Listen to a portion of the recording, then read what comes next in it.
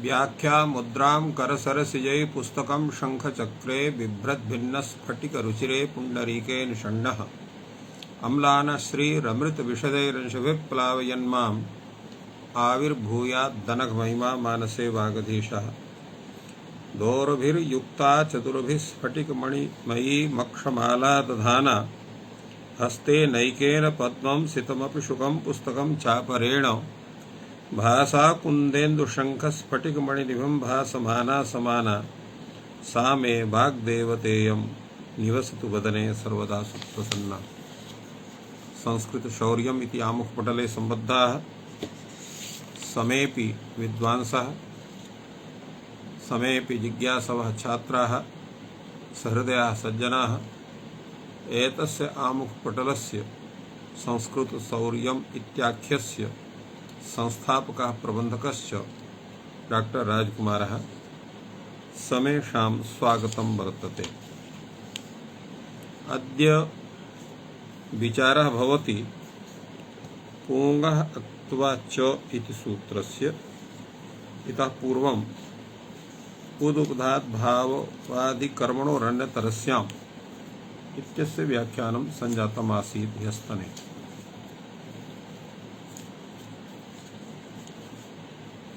यद्यपि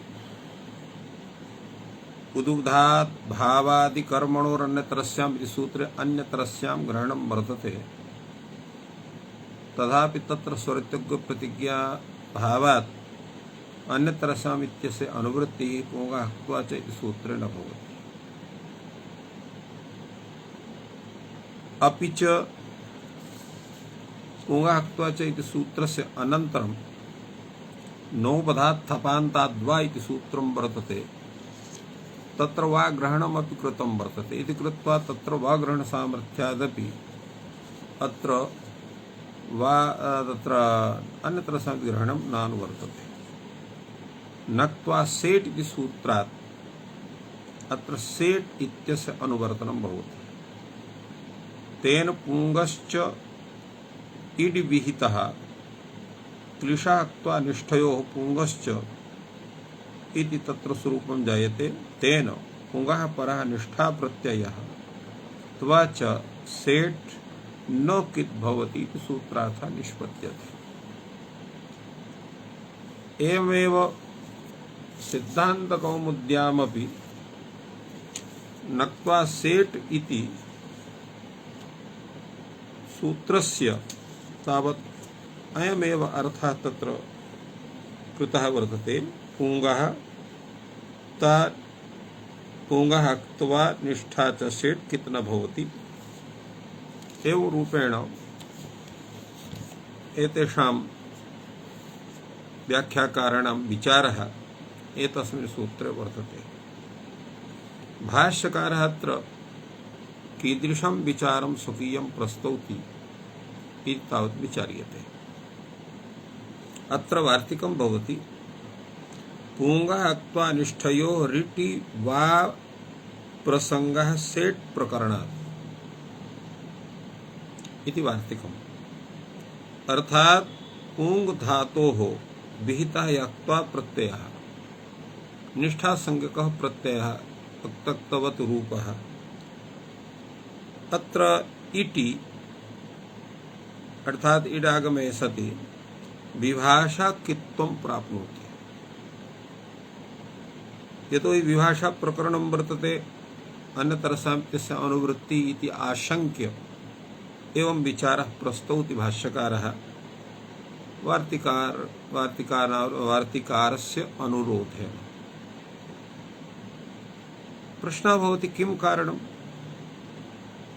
set प्रकरणात् set इति वर्तते। यतो हि सेट् प्रकरणं वर्तते, अर्थात् सेट् अक्त्वा सेट् निष्ठा प्रत्ययस्यैव तत्र कित्वस्य निषेधम् एतत् सूत्रं विदधाति। सेट् प्रकरणस्य सत्त्वात् अत्र सेट् प्रकरणे विभाषा कित्वं प्राप्नोति इति वक्तुं शक्यते। एतस्य समाधानं वार्तिककारः अपि प्रस्तौति। न वा सेट्त्वस्य अकिदाश्रयत्वात् अनिटिवाकित्वम् अर्थात न वा एष दोषः अत्र एवं भूतः दोषः नास्ति। किं कारणं? सेट् तस्य अकिदाश्रयत्वात्। यत्र सेट् भवति तत्र तत्र अकित्वं भवति, अर्थात कित्वस्य निषेधः भवति। यदा अत्र एवं भूतं सूत्रं पूर्वमपि आगतं वर्तते, नक्त्वा सेट्, सेट् अक्त्वा कित् न भवति।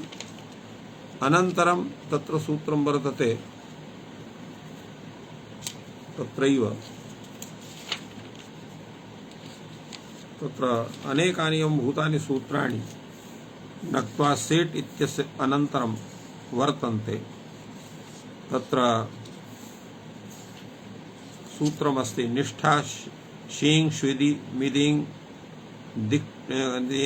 निष्ठा शीं स्विदि मिदि क्ष्विदि धृषः इति मृषस्तितीक्षायाम् उदुब्धात् भावादि कर्मोरनत्रसम् एतानि सूत्राणि सन्ति इतः पूर्वम्।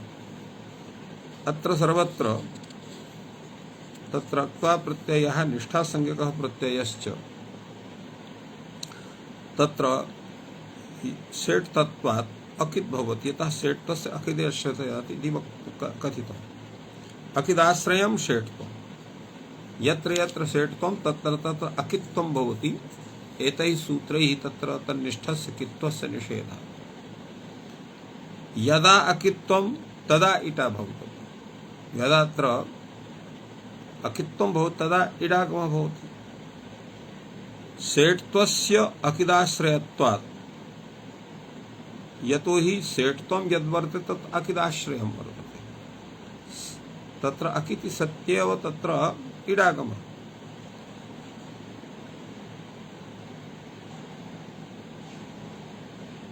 एवं तत्र सेट्त्वस्य अकिदाश्रयत्वात् अनित्येव विभाषाकित्वं भविष्यति। अर्थात तत्र विभाषाकित्वम् अनिटि स्थले भविष्यति, सेट् स्थले तत्र तु कित्वं न भविष्यति। तत्र कित्वस्य तत्र तत्र निषेधः। पुनः अत्र प्रश्नः भवति, इड् विधौ पुंगाः ग्रहणं क्रियते, तेन वचनात् इट् सेट् प्रकरणाच्च इट्टे विभाषाकित्वं प्राप्नोति। अर्थात यतो हि पुंगाः हक्त्वा च इति सूत्रेण पि कित्वस्य निषेधः भवति। नहीं, तत्र पुंगाः हक्त्वा च, पुंगास्तत्र विहितः हक्त्वा प्रत्याशः किद्वत् भवति।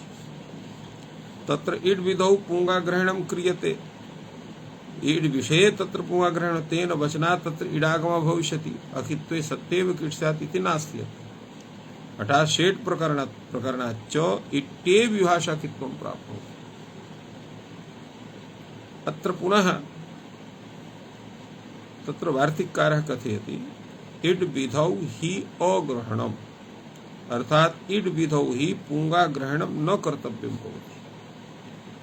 कथं न कर्तव्यं भवति? तत्र भारद्वाजीयाः पठन्ति इति भाष्यकारः वदति, नित्यम् अकित्वम् इडाद्योः अक्त्वाग्रहणम् उत्तरार्थम्। अर्थात नित्यम् अकित्वम् इडाद्योः त्वानिष्ठयोः, अर्थात तत्त्वानिष्ठा इडाद्योः यत्त्वानिष्ठयोः कित्वं तत्र नित्यं वर्तते। अकित्वं कथं? तत्र सूत्रद्वयं पूर्वं समागतं।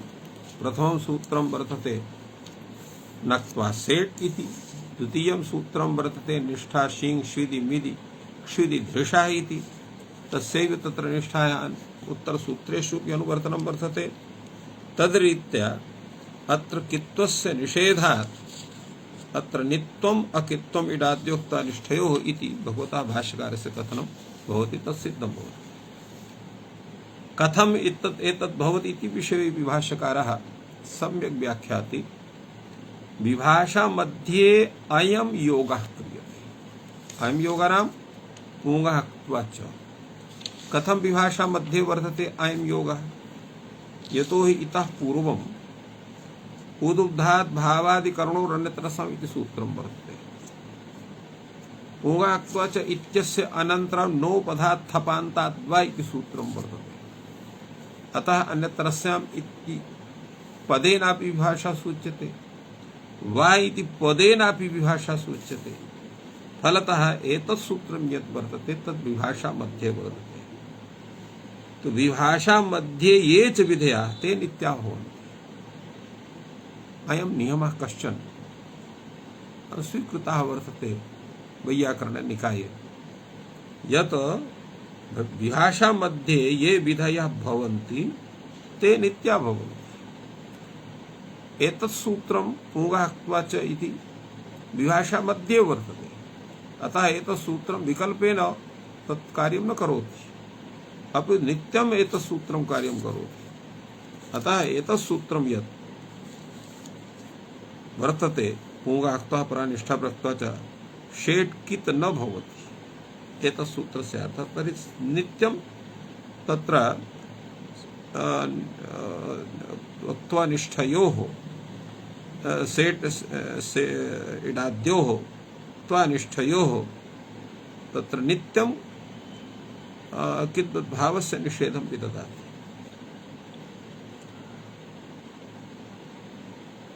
अत्र अत्वाग्रहणं किमर्थम् इति प्रश्नः भवति। किमर्थं तर्हि अत्वाग्रहणम्? अत्र अत्वाग्रहणस्य प्रयोजनं यतो हि यत् प्रयोजनम् अत्र स्वीकृतं वर्तते तत्र तु नक्त्वा सेट् इत्यनेन सिद्धं भवति। निष्ठाविषये तत् सूत्रं भवेन्नाम किमर्थं तत्र अत्वाग्रहणम् अत्र कृतं वर्तते इति प्रश्नः। भाष्यकारः उत्तरति त्वाग्रहणम् उत्तरार्थम्, अर्थात् त्रिशिमृषि कृषेः काश्यपस्य रलोपितात् धलादेः संश्च इत्यादिषु उत्तरसूत्रेषु अनुवृत्त्यर्थम् अत्र त्वाग्रहणं कृतं वर्तते। अतएव अत्र तेन उक्ताग्रहणं क्रियते। अपराणि तत्र सूत्राणि सन्ति। तत्र सूत्रं वर्तते नोपधात्थपान्ताद्वा वंचि लुञ्छ्रित्यश्च एवं त्रिशिमृषि कृषेः काश्यपस्य इत्यादि सूत्रेषु त्वाग्रहणस्य सिद्धये अत्रस्थं यत् त्वाग्रहणं तद् अनुवृत्त्यर्थं विद्यते। एतत् सूत्रे त्वाग्रहणस्य तथा आवश्यकता नास्ति। एवं रूपेण भाष्यकारः एतस्मिन् सूत्रविषये प्रतिपादितम्। अन्य सूत्रं वर्तते त्रिशिमृषि कृषेः काश्यपस्य। यद्यपि यत्र भूयान् विचारः नास्ति, अल्पः एव विचारः अत्र भगवता भाष्यकारेण कृतः वर्तते। तत्र एवम् अस्ति, एतत् सूत्रस्य अर्थः कः इति पूर्वं विचारणीयम्।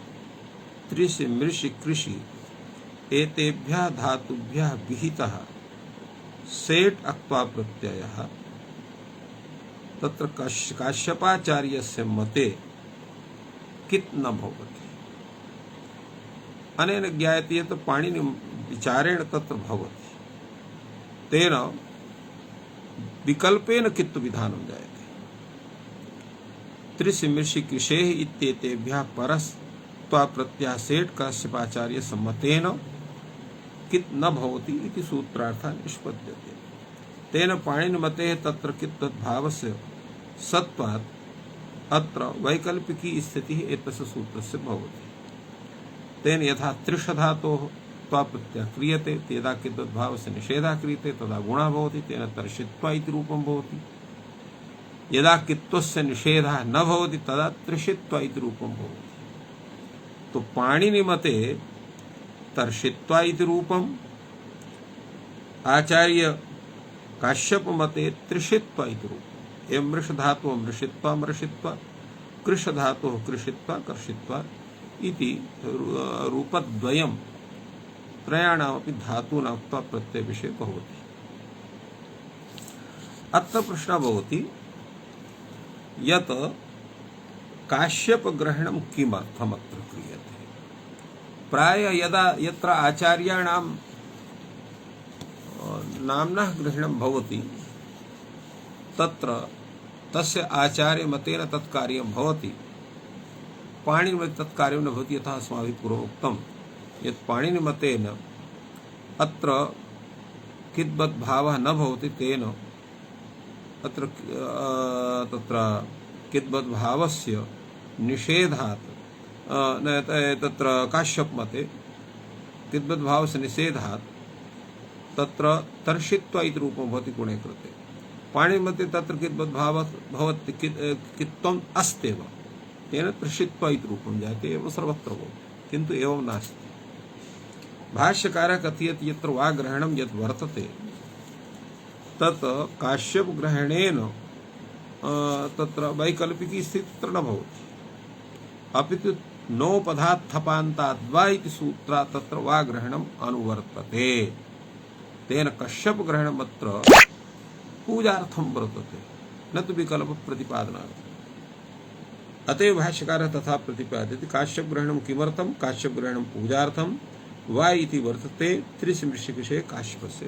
एतावानेव विचारः एतस्मिन् सूत्रे समागतः। अपरं सूत्रं वर्तते रलो विवधात् धलादेः संश्च। एतत् सूत्रं यद्वर्तते तस्य कः अर्थः तावत् विचार्यते। अत्र तत्र नोपधात्थपान्ताद्वा इति सूत्रात् तत्र वा ग्रहणस्य अनुवृत्तिर्भवति। एवेव नक्त्वा सेट् इति सूत्रेण अत्र सेट् इति ग्रहणमपि अनुवर्तते। तेन अत्र वैकल्पिकी स्थितिः भवति। अत्र विबुधात् इत्यस्य किं तात्पर्यम्? तेन उश्च इश्च इति वि उपधे यस्य सः विपदः विबुधात् हलादेः रकारान्तात् लकारान्तात् धातोः परः यः सन् अक्त्वा च सेटौ उभौ वा कितौ भवता इति सूत्रार्थः। अर्थात् एवं भूतः यः धातुः यः तत्र इकारूपधकः उकारूपधकः वर्तते, हलादिश्च वर्तते, रलन्तश्च वर्तते, अर्थात् रान्तः लान्तः वा वर्तते, रकारान्तः वर्तते या अथवा रल प्रत्याहारान्तः वर्तते। एवं तत्र वक्तव्यम्। रल प्रत्याहारे ये वर्णाः भवन्ति ते वर्णाः तस्मिन् धातौ तत्र अन्ते भवन्ति। तो एवं रलन्तः अर्थात् रलन्त इत्यत्र ह य व र इति आरभ्य हल इति सूत्रं यावत् अत्र रल प्रत्याहार विधीयते। तेन समेषाम् एतेषां रलन्तानां हलादीनाम् इकारूपधानाम् उकारूपधानां धातूनां ग्रहणं भवति। तेन द्युत धातोः अक्त्वा प्रत्यये कृते सति अत्र द्वितीय धातु तकारान्तः हलादिः तत्र उकारूपधकः वर्तते। तो तस्य यदा कित्वं भवति तदा कित्वात् गुणनिषेधः सत्त्वात् द्युतित्वा इति रूपं भवति। यदा कित्वस्य निषेधः न भवति, यदा कित्वस्य तत्र निषेधः भवति तदा गुणिसति द्योतित्वा इति रूपं भवति। एतत् सूत्रं विकल्पेन कित्वं विदधाति। एवमेव तत्र सन् प्रत्ययविषये तत्र कित्वस्य सत्त्वात् गुणस्य निषेधात् द्युतिशते इति रूपं भवति।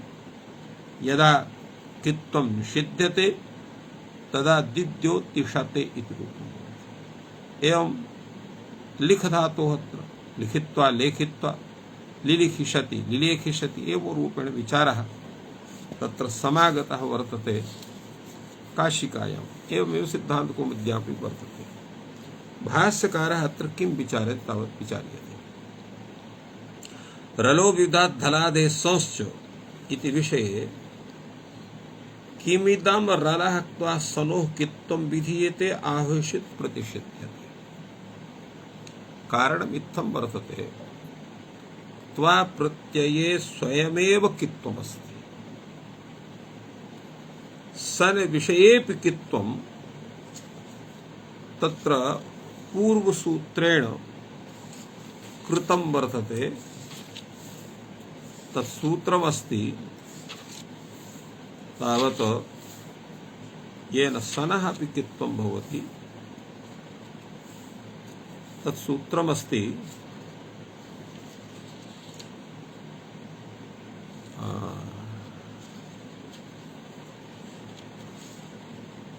कथयामि तावत्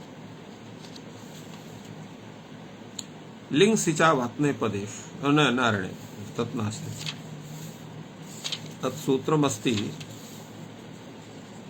तत्र रुद विद मुष ग्रहिस्वपि प्रच्छा संश्च इति सूत्रात् सनः अनुवृत्तिः एतेषु सूत्रेषु जायते। अत्र तु पूर्व तत्र मध्ये तत्र सनः निवृत्तिर्भवति एतस्मिन् सूत्रे सनः तत्र पाठः एव वर्तते रुविधात् हलादेशंस्य चकार अत्र त्वप्रत्ययस्य ग्रहणं भवति तेन अत्र लन्तात् इकारात् उपधात् हलादेः धातोः विहितः यः त्वप्रत्ययः सन प्रत्ययश्च सः कित् भवति।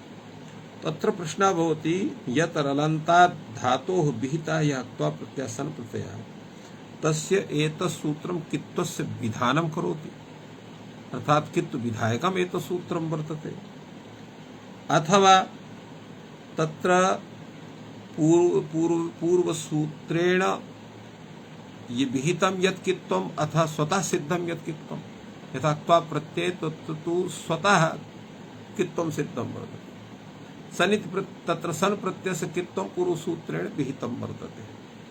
तो अत्र तेन सूत्रेण विहितं यत् कित्वं वर्तते तत्र विकल्पेन तत्र निषेधं विदधाति किमत्र करोति सूत्रमिदम् इति तत्र विचारः प्रवर्तते। प्रश्नः भवति भाष्यकृता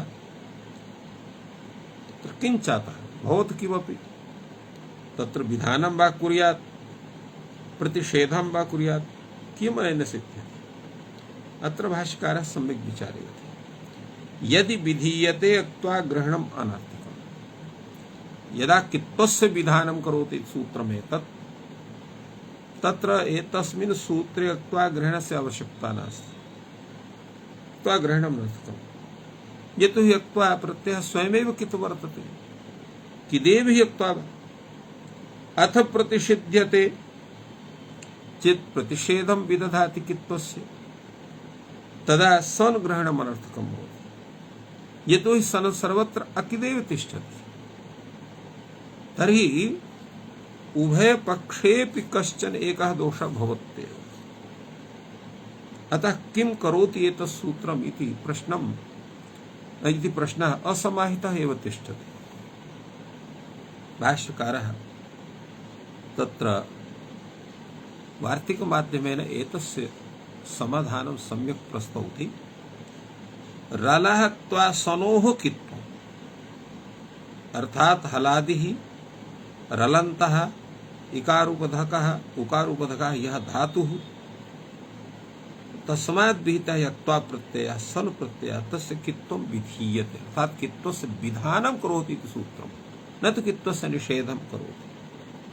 तर्हि प्रश्नः पुनः एव स एव जागर्ति तत्र अक्त्वा ग्रहणम् अनर्थकं स्यात् भाष्यकारः समादधाति एवं नास्ति न अनर्थकम् यतोहि अक्त्वा प्रत्यय निष्ठा तत्र स्थितं यत् कित्वम् तत् कित्वं नक्त्वा सेट् इति सूत्रेण प्रतिषिद्धं भवति पुनः तत्र कित्वं न तिष्ठति।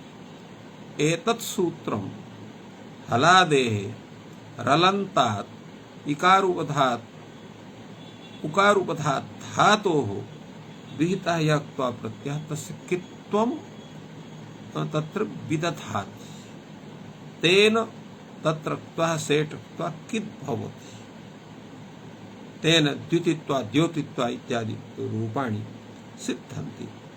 एवं भूतः विचारः अत्र समागतः अर्थात् भाष्यकारः एतत् सूत्रं कित्वस्य विधायकम् इति स्वीकरोति। एवं भूतः कश्चन नूतनः विचारः भगवता भाष्यकारेण स्थापितः इत्थम् अयं विचारः सम्पन्नः अग्रे ऊकारो झ्रस्व दीर्घ प्लुतः इति सूत्रे तावत् विचार्यते।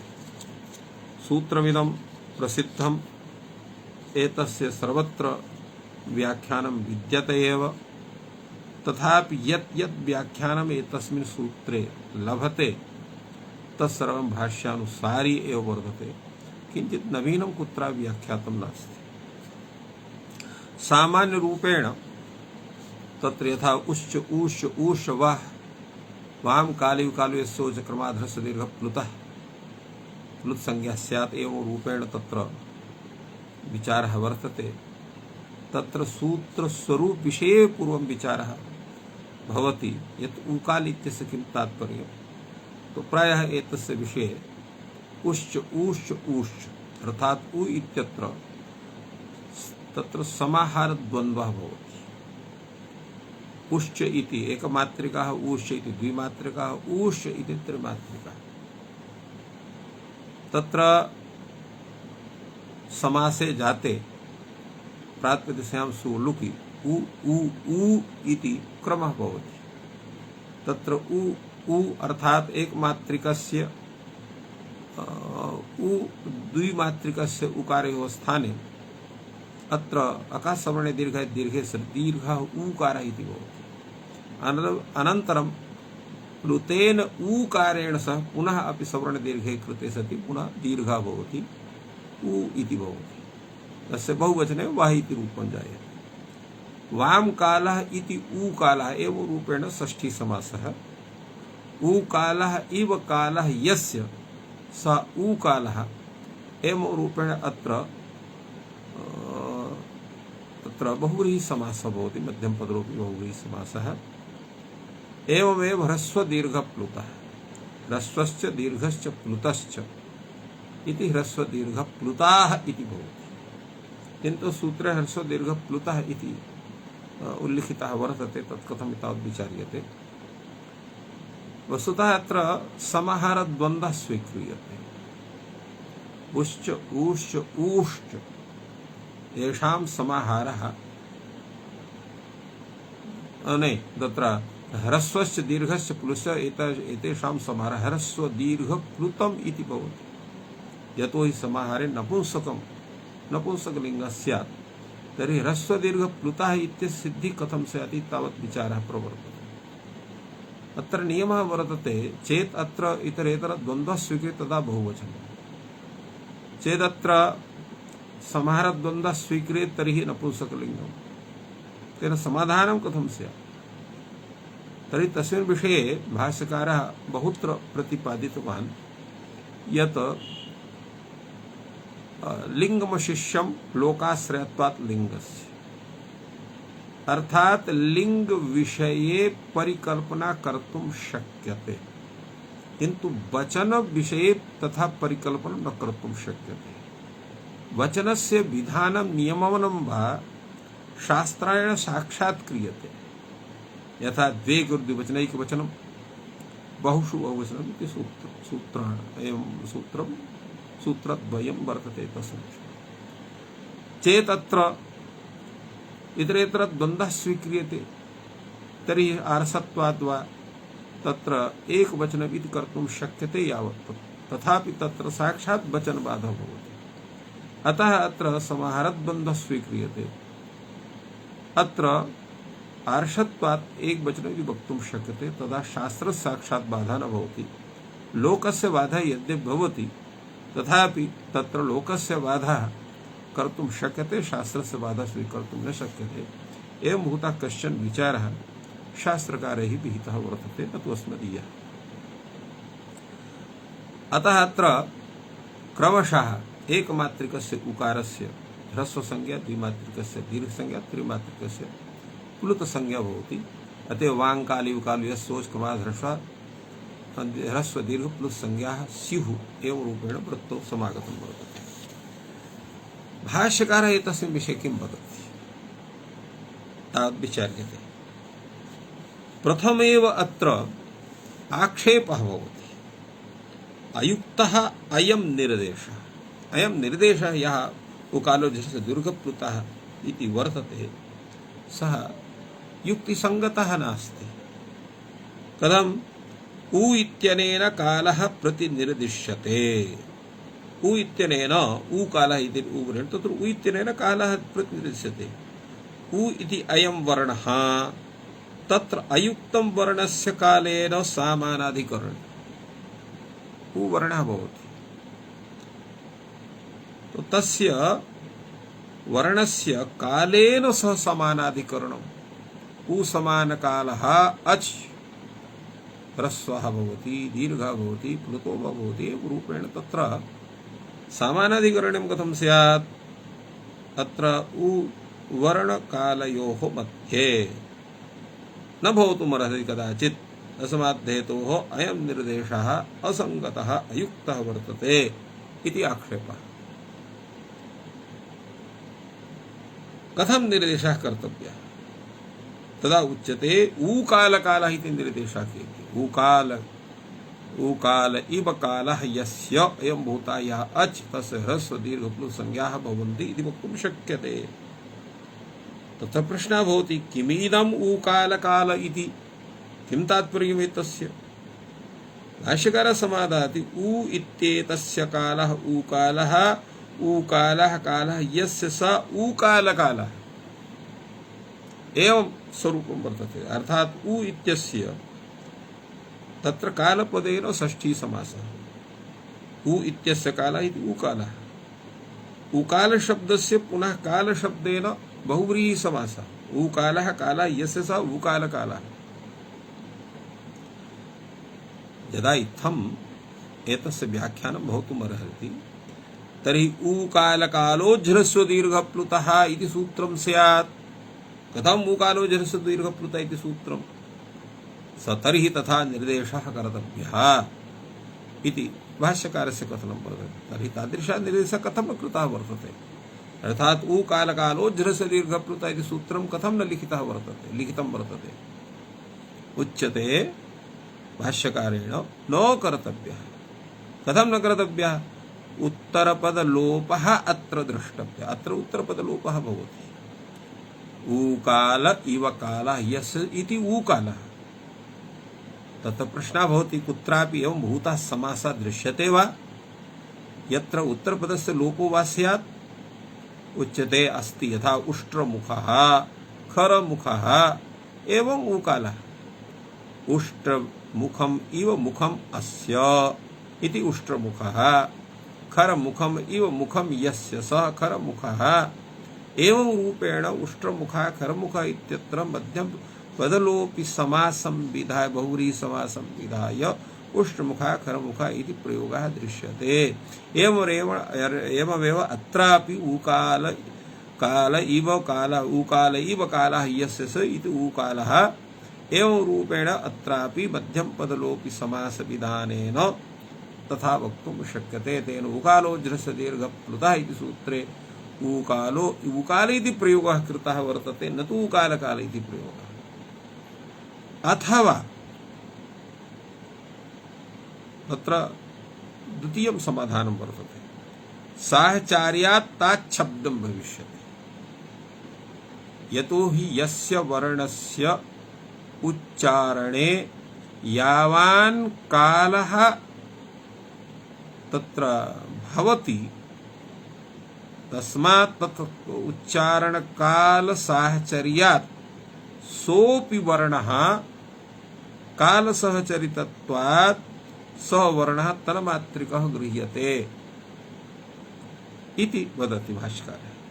साहचर्यात् ताच्छब्दं भविष्यति काल सहचरितः वर्णः वर्णोऽपि काल एव वर्णोऽपि तत्र काल एव अर्थात् तत्कालस्य तस्य कालस्य सः वर्णः प्रत्यायको भवति उच्चारण साहचर्यात्।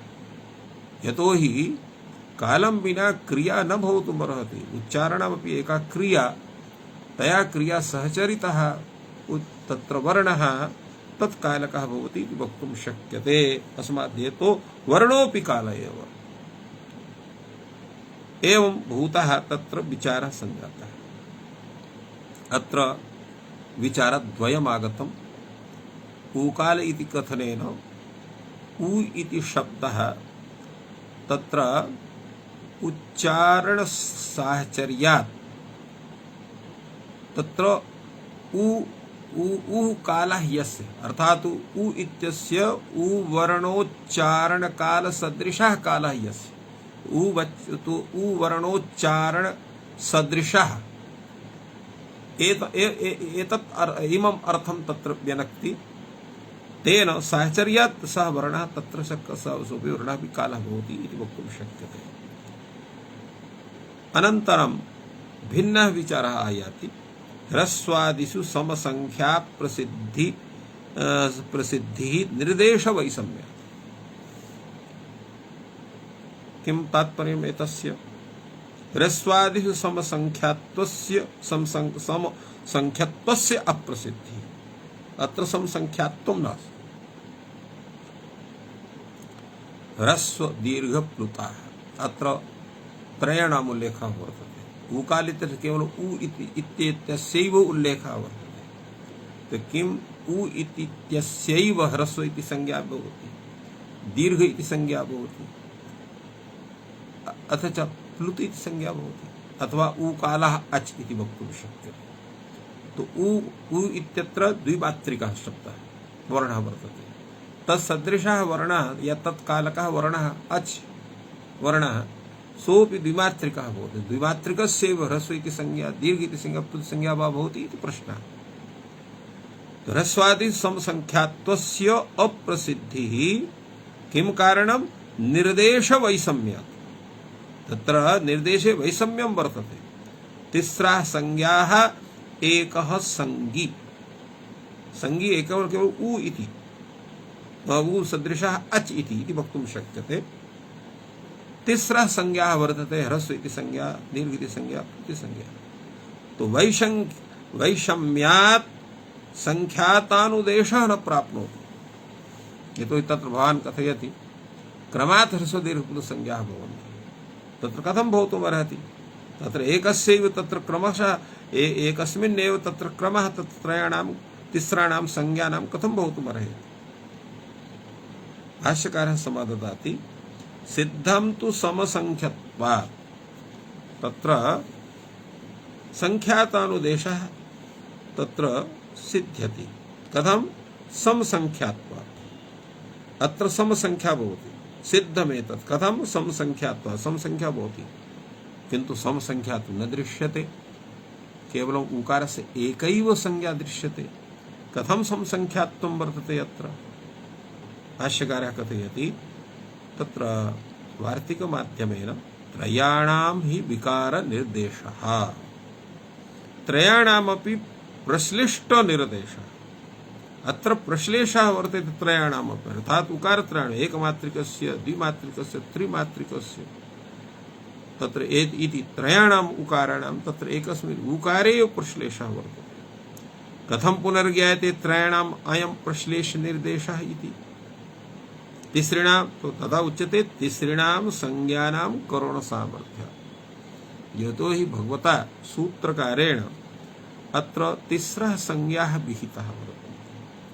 कस्यचित् एकस्यैव तिस्रः संज्ञाः कदाचित् न भवन्ति इति कृत्वा तत्र त्रयाणामपि संज्ञिनामपि कल्पना करणीया।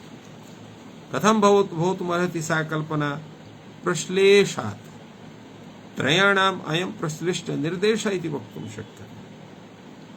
तत्र प्रश्नः भवति, यद्यपि तावत् तिसृणां संज्ञानां करणसामर्थ्यात् ज्ञायते त्रयाणाम् अयं प्रश्लेष निर्देशः, कुतस्तु एतेन आनुपूर्ण्य सन्निविष्टानां संज्ञा भविष्यति इति? आदौ मात्रिकाः, ततो द्विमात्रः, ततः त्रिमात्रः, न पुनर्मात्रिको मध्ये वान्ते वा स्यात्, तथा द्विमात्रः आदौ वा स्यात् अन्ते वा, तथा त्रिमात्रः आदौ वा मध्ये वा स्यात्। अर्थात् तत्र त्रयः उकाराः तत्र प्रश्लेषेण भवद्भिः उपस्थापिताः। तत्र उ इति एकमात्रिकः उकारः, द्विमात्रिकः ऊकारः, त्रिमात्रिकः ऊकारः, एतेषां प्रश्लेष निर्देशः कृतः वर्तते। किन्तु एतेषां त्रयाणामपि उकाराणां क्रमः कः स्यात्? प्रथमः एकमात्रिकः, द्वितीयः द्विमात्रिकः, तृतीयः त्रिमात्रिकः। इत्येष क्रमः कथं स्वीकृतः? तत्र कारणं किं वर्तते? कुतः एतत् एतेन अनुपूर्ण सन्निविष्टानां संज्ञा भविष्यति? तत्र कथम अनुपूर्वेण एतेषां सन्निविष्टत्वं स्यात्? यत् आदौ मात्रिकः भवेत्, अनन्तरं द्विमात्रा स्यात्, अनन्तरं त्रिमात्रा स्यात्। कथम् एतद् वक्तुं शक्यते? इत्थं कथं न वक्तुं शक्यते यत् न पुनः मात्रिकः मध्ये अन्ते वा स्यात्? मात्रिकः मध्ये वा भवेत् वा अन्ते वा भवेत्? कथम् अयं क्रमः न स्वीक्रियते? अथवा द्विमात्रः आदौ वा स्यात् अन्ते वा स्यात्? कथं मध्ये एव तिष्ठति द्विमात्रः? एवं त्रिमात्रः आदौ वा भवेत् मध्ये वा भवेत्, कथम् अन्ते एव तिष्ठति? एवं भूतः तत्र कश्चन प्रश्नः भवितुमर्हति। एतस्य समाधानं क्रियते। अयं तावत् त्रिमात्रः अशक्यः आदौ वा मध्ये वा कर्तुम्। अर्थात् त्रिमात्रिकः यः ऊकारः सः आदौ न कर्तुं शक्यते, मध्येपि न कर्तुं शक्यते। कथम्? कारणम् इत्थमस्ति, उश्च ऊश्च ऊश्च इति एव रूपेण यः समासः पूर्वमस्मैः प्रदर्शितः, तत्र विभक्ति लोपे सति उ उ उ इत्यवस्थायां चेत् ऊकारः अर्थात् त्रिमात्रिकः उकारः आदौ क्रियते, तदा अत्र प्लुत प्रगृह्याजनित्यं सूत्रेण प्रकृतिभावः स्यात्। तेन उ इति स्वरूपं न निष्पद्येत। एवमेव मध्यवाच क्रियेत तत्रापि तत्र प्रकृतिभावः सत्त्वात् अत्र उ इति रूपस्य निष्पत्तिः न भवितुमर्हति। अतः भाष्यकारः कथयति प्लुताश्रयः हि प्रकृतिभावः प्रसज्येत। मात्रिक द्विमात्रिकयोरपि घ्यन्तं। तत्र पूर्वं प्रश्नः भवति भवतु नाम त्रिमात्रिकः अन्ते स्यात्, आदौ द्विमात्रिका स्यात्, मध्ये मात्रिका स्यात्। अयं क्रमः कथं न स्वीक्रियते? तदा उच्यते यतो हि अत्र द्वन्द्वसमासः। द्वन्द्व विषये कस्य पूर्वं तत्र स्थापनं भवेत्, कस्य पश्चात् वा स्थापनं भवेत् इत्यस्मिन् विषयेपि कश्चन क्रमः सूत्रकारैः निर्धारितः वर्तते। यथा तत्र राजदन्तादिषु परं, द्वन्द्वे घी, अजाद्यदन्तम्, अल्पास्तरम् इत्यादि सूत्राणि सन्ति। एतानि सूत्राणि तत्र पूर्वनिपातः कस्य भवति एतस्मिन् विषये तत्र चिन्तयन्ति। अत्र एकं सूत्रं वर्तते द्वन्द्वे घी। द्वन्द्वे घी संज्ञा पूर्वं स्यात्। घी संज्ञा कस्य भवति? तो शेषो घ्यसकीत सूत्रेण ह्रस्वः यः इकारान्तः उकारान्तः शब्दः तस्य घी संज्ञा भवति। अत्र एकमात्रिकः यः उः भवति तस्य घी संज्ञा भवति। तो घी संज्ञा तस्य पूर्वनिपातः। अतः प्रथमम् एकमात्रिकः उः क्रियते, अनन्तरं द्विमात्रिकः क्रियते, अनन्तरं त्रिमात्रिकः क्रियते इति क्रमः तस्य तिष्ठति। ते भाष्यकारः कथयति मात्रिक द्विमात्रिकयोरपि घ्यन्तं पूर्वं निपतीति मात्रिकस्य पूर्वनिपातः भविष्यति। अत्र पुनः तत्र कश्चन विचारः आगच्छति। यत्तावदुच्यते अयं तावत् त्रिमात्रः अशक्यः आदौ मध्ये वा कर्तुं प्लुताश्रयः प्रकृतिभावः प्रसज्येत। प्लुताश्रयः प्रकृतिभावः, प्लुत संज्ञा च अनेनैव। यदि च त्रिमात्रः आदौ मध्ये वा स्यात् प्लुत संज्ञैव अस्य न स्यात्।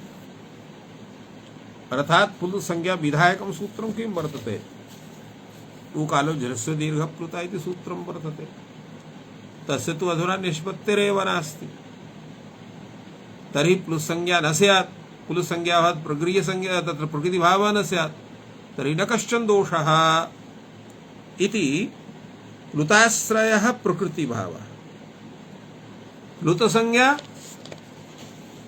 च अनेनैव, तो यदा च त्रिमात्रः आदौ मध्ये वा स्यात् प्लुतसंज्ञैव न अस्य स्यात्। यतो हि कश्चन क्रमः, प्रथमं ह्रस्वस्य कथनं वर्तते, अनन्तरं दीर्घस्य, अनन्तरं प्लुतस्य। तो यदा क्रमशः संज्ञाः भवन्ति, यदा अन्त्रे त्रिमात्रिका स्यात् तदैव तस्य प्लुतसंज्ञा स्यात्, अन्यथा तत् प्लुतसंज्ञैव न स्यात्। यदा प्लुतसंज्ञैव न स्यात् कुतः प्रकृतिभावः। एवं यद्यपि उच्यते मात्रिक द्विमात्रिकोरपि घ्यन्तं पूर्वनिपतति इति मात्रिकस्य पूर्वनिपातः भविष्यति, तर्हि घी संज्ञा कस्य भवति? ह्रस्वस्य भवति। ह्रस्वाश्रया घी संज्ञा। यदा ह्रस्व संज्ञैव न स्यात्, ह्रस्व संज्ञा अनेन सूत्रेण, यदा ह्रस्व संज्ञैव न स्यात् तो तर्हि तस्य पूर्वनिपातः स्यात्। यदि च मात्रिका मध्ये वान्ते वा स्यात् ह्रस्व संज्ञैव अस्य न स्यात्, कुतः घी संज्ञा, कुतः पूर्वनिपातः? एवं एषा व्यवस्था न प्रकल्पते, कदाचित् न भवितुमर्हति। तदा एतस्य सम्यक् समाधानं भाष्यकारः कथयति यत् एषा व्यवस्था यत्र मात्रिका पूर्वं भवति, द्विमात्रिका मध्ये भवतु, त्रिमात्रिका अन्ते भवतु, एषा व्यवस्था कथं कर्तुं शक्यते? यतो हि प्लुतसंज्ञा नास्ति, तर्हि प्रकृतिभावः प्लुताश्रयः न भवितुमर्हति। अतः आदौ अपि तत्र त्रिमात्रिका कर्तुं शक्यते। घीसंज्ञकस्य पूर्वनिपातः भवति ह्रस्वाश्रया घीसंज्ञा, यदा ह्रस्वसंज्ञैव न स्यात् तर्हि पूर्वनिपातः कथं स्यात्? तर्हि एषा या व्यवस्था अत्र भवद्भिः दर्शिता सा व्यवस्था उचिता नास्ति।